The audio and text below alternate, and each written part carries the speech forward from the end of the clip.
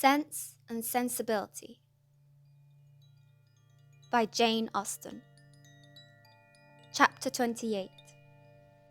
Nothing occurred during the next 3 or 4 days to make Eleanor regret what she had done, and applying to her mother, for Willoughby neither came nor wrote.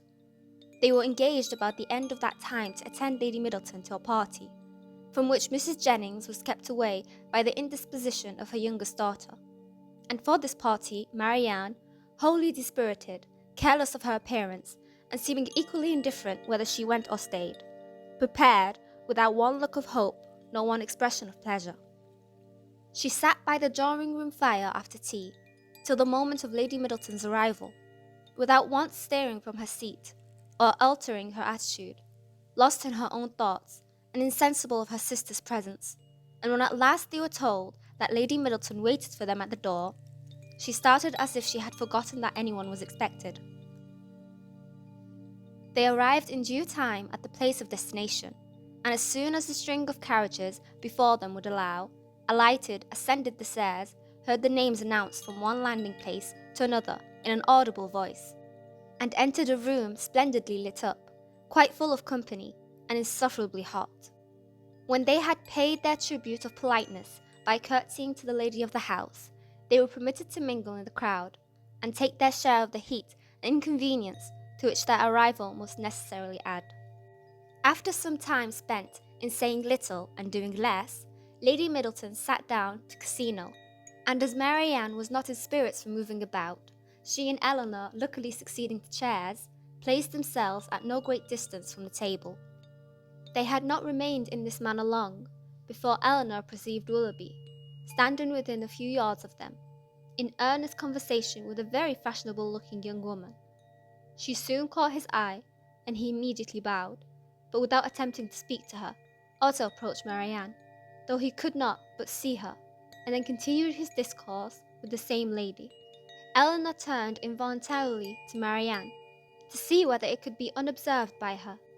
At that moment she first perceived him, and her whole countenance glowing with sudden delight. She would have moved towards him instantly, had not her sister caught hold of her. "Good heavens!" she exclaimed. "He is there! He is there! Oh, why does he not look at me? Why cannot I speak to him?" Pray be composed," cried Eleanor, "and do not betray what you feel to everybody present.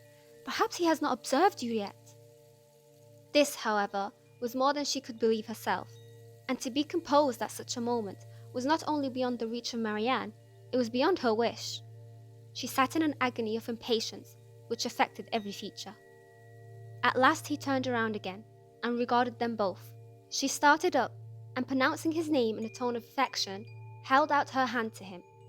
He approached, and addressing himself rather to Eleanor than Marianne, as if wishing to avoid her eye, and determined not to observe her attitude, inquired in a hurried manner after Mrs. Dashwood, and asked how long they had been in town.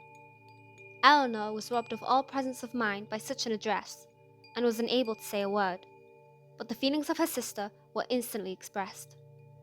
Her face was crimsoned over, and she exclaimed, in a voice of the greatest emotion, "Good God, Willoughby, what is the meaning of this? Have you not received my letters? Will you not shake hands with me?" He could not then avoid it, but her touch seemed painful to him, and he held her hand only for a moment. During all this time he was evidently struggling for composure. Eleanor watched his countenance, and saw its expression become more tranquil. After a moment's pause, he spoke with calmness. "I did myself the honour of calling in Berkeley Street last Tuesday, and very much regretted that I was not fortunate enough to find yourselves and Miss Jennings at home. My card was not lost, I hope." "But have you not received my notes?" cried Marianne in the wildest anxiety. "Here is some mistake, I am sure, some dreadful mistake. What can be the meaning of it? Tell me, Willoughby, for heaven's sake tell me, what is the matter?" He made no reply. His complexion changed, and all his embarrassment returned. But as if, on catching the eye of the young lady with whom he had been previously talking, he felt the necessity of an instant exertion, he recovered himself again, and after saying, "Yes, I had the pleasure of receiving the information of your arrival in town, which you were so good as to send me," turned hastily away with a slight bow, and joined his friend. Marianne, now looking dreadfully white and unable to stand, sunk into her chair, and Eleanor, expecting every moment to see her faint, tried to screen her from the observation of others, while reviving her with lavender water. "Go to him, Eleanor," she cried as soon as she could speak, "and force him to come to me. Tell him I must see him again, must speak to him instantly. I cannot rest. I shall not have a moment's peace until this is explained. Some dreadful misapprehension or other. Oh, go to him this moment." "How can that be done?" "No, my dearest Marianne, you must wait. This is not the place for explanations. Wait only till tomorrow." With difficulty, however, could she prevent her from following him herself, and to persuade her to check her agitation, to wait, at least with the appearance of composure, till she might speak to him with more privacy and more effect, was impossible. For Marianne continued incessantly to give way in a low voice to the misery of her feelings, by exclamations of wretchedness. In a short time, Eleanor saw Willoughby quit the room by the door towards the staircase, and telling Marianne that he was gone, urged the impossibility of speaking to him again that evening. As a fresh argument for her to be calm, she instantly begged her sister would entreat Lady Middleton to take them home, as she was too miserable to stay a minute longer. Lady Middleton, though in the middle of a rubber, on being informed that Marianne was unwell, was too polite to object for a moment to wish her of going away, and making over her cards to a friend, they departed as soon as the carriage could be found. Scarcely a word was spoken during their return to Berkeley Street. Marianne was in silent agony, too much oppressed even for tears, but as Mrs. Jennings was luckily not come home, they could go directly to their own room, where Hartshorn restored her a little to herself.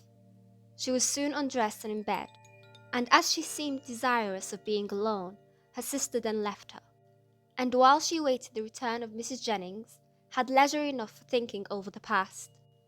That some kind of engagement had subsisted between Willoughby and Marianne, she could not doubt, and that Willoughby was wary of it seemed equally clear, for however Marianne might still feed her own wishes, she could not attribute such behaviour to mistake or misapprehension of any kind.